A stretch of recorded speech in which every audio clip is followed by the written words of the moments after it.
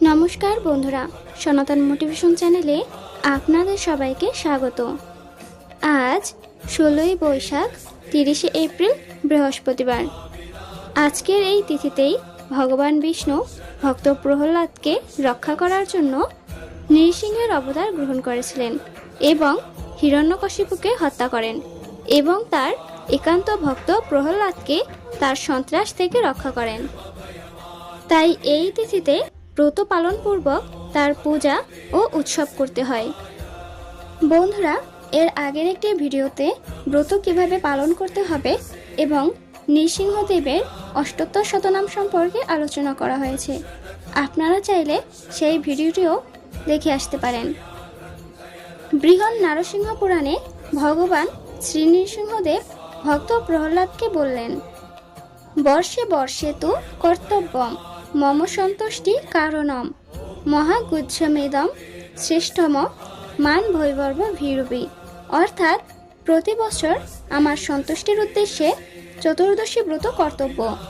জন্ম মৃত্যুময় সংসার ভয়ে ভীত মানুষ এই পরম গোপনীয় ও শ্রেষ্ঠ ব্রত পালন করবে। বৈশাখ মাসের শুক্লা চতুর্দশীতে শ্রী নৃসিংহদেব আবির্ভূত হয়েছিলেন। তাই এই তিথিতে ব্রত পালন পূর্বক তার পূজা ও উৎসব করতে হয়। শ্রী নৃসিংহদেব বললেন, আমার ব্রতদিন জেনেও যে ব্যক্তি লঙ্ঘন করে, চন্দ্র সূর্য যতদিন থাকবে ততদিন নরক যন্ত্রণা ভোগ করবে। যদিও আমার ভক্তরা এই ব্রত করে থাকে, তবুও প্রত্যেকেরই এই ব্রতে অধিকার আছে। সৃষ্টি শক্তি লাভের উদ্দেশ্যে ব্রহ্মা এবং ত্রিপুরাসুরকে বধের উদ্দেশ্যে মহাদেব সহ অন্যান্য দেবতারাও এই নৃসিংহ চতুর্দশী ব্রত পালন করেছিলেন।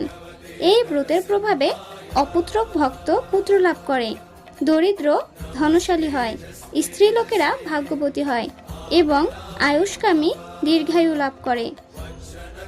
এক নৃসিংহ চতুর্দশী 10,000 দুর্গাষ্টমীর উপবাস এবং 1000 একাদশীর সমান। তাই প্রত্যেকের এই নৃসিংহ চতুর্দশী ব্রত পালন করা উচিত। যদি কোনো কারণবশত আপনি এই পূজা বা ব্রত পালন করতে নাও পারেন, তবুও শ্রী নৃসিংহদেবের উদ্দেশ্যে একটি প্রদীপ প্রজ্বলন করে শ্রী শ্রী নৃসিংহ চতুর্দশী ব্রত কথাটি শ্রবণ করুন।